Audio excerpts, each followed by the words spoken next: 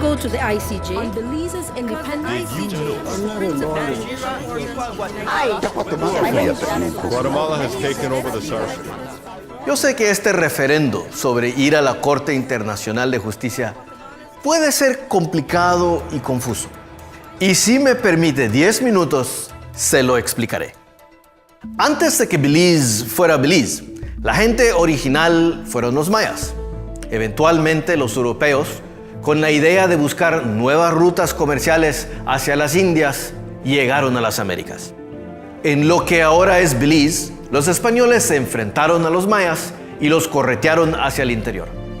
Eventualmente, los españoles se fueron desde esta área y llegaron los británicos, quienes se ubicaron política y económicamente y se apoderaron de esta área conocida como Honduras Británica.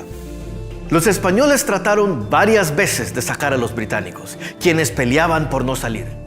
La última vez fue el 10 de septiembre de 1798, cuando los habitantes de la Honduras Británica derrotaron a los españoles en la famosa Batalla de San Jorge. El problema empezó cuando Guatemala logró su independencia junto con el resto de Centroamérica en 1821. Guatemala empezó a decir que tenía derechos sobre Belice, porque ellos eran los herederos de España. Obviamente, los británicos no estaban de acuerdo con esto. Pero para llegar a un entendimiento y mantener la paz, Gran Bretaña y los guatemaltecos decidieron hacer un tratado, y Guatemala propuso que fuera uno de cesión, pero Gran Bretaña dijo que no. Fue entonces cuando llegaron a un acuerdo sobre el famoso Tratado Fronterizo de 1859, que firmaron y ratificaron. Se preguntan entonces, ¿por qué Guatemala, después de haber firmado y ratificado el Tratado de 1859, reclama a Belice?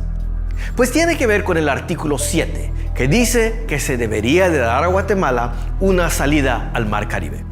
Pero en 1863, Gran Bretaña le ofreció 50,000 libras esterlinas a Guatemala para esta carretera, si Guatemala pusiera la mano de obra y con la condición de que esto se aceptara dentro de 6 meses.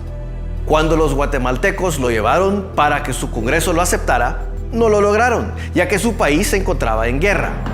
Los 6 meses pasaron y a los 2 años, cuando su Congreso pudo haberlo aceptado y ratificado, Gran Bretaña les dijo que ya no existía la oferta. Aunque los guatemaltecos estuvieron molestos por esto, en 1931 firmaron otro tratado con Gran Bretaña, que reconoció aún más el Tratado Fronterizo de 1859.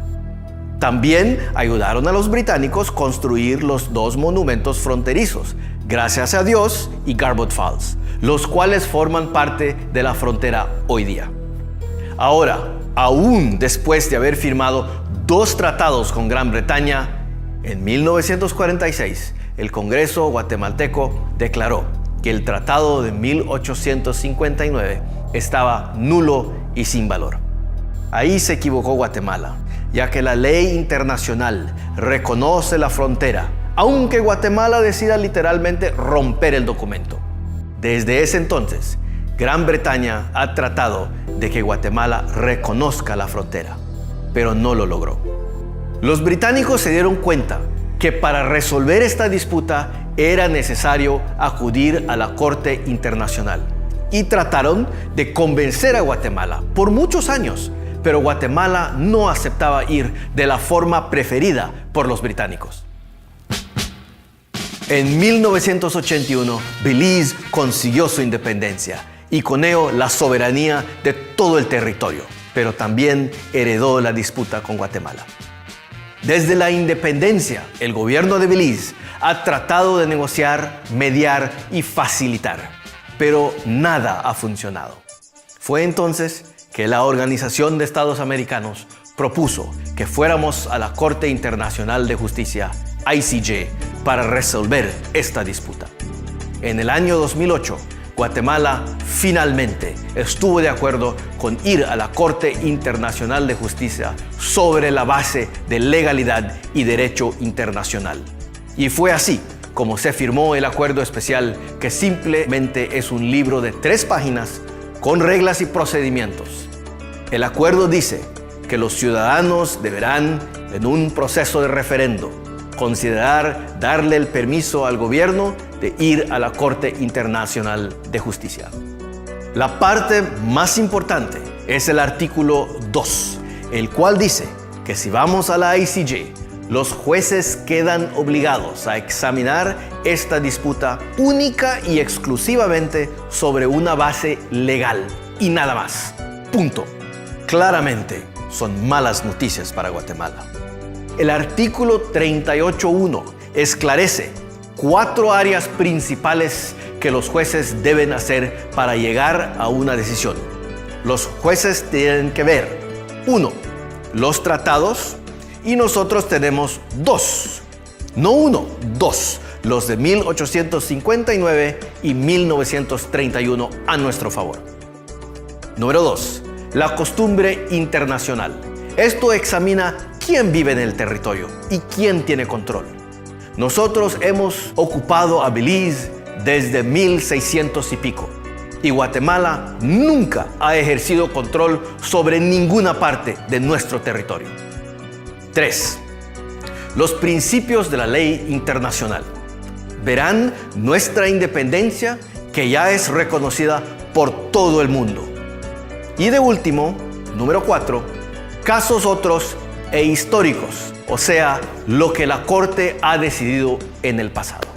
Con estos argumentos, Belice puede destrozar cualquier reclamo legal que traiga Guatemala. Si los beliceños votan no, esto seguirá y seguiremos gastando dinero para resolverlo. Si los beliceños votan sí, entonces los argumentos legales se escucharán dentro de 1 año, después de la decisión del ICJ, que tardará entre 4 y 6 años. Los 2 países tendrán que aceptar la decisión, y Guatemala ya acordó trabajar con Belice para marcar con claridad lo que nosotros ya sabemos, o sea, la realidad limítrofe de ambas nuestras naciones. Si Guatemala cambiara su mente sobre esto, la Organización de Estados Americanos podría comenzar el proceso, y si fuese necesario, Belice puede pedirle al Consejo de Seguridad de las Naciones Unidas que intervenga. Así que ahí lo tiene. En pocas palabras, un resumen de la disputa entre Belice y Guatemala. ¿Qué es lo que mirará la Corte Internacional de Justicia y qué se puede esperar después del referéndum? Ahora puedes tomar una decisión informada. El 10 de abril de este año, tú decides.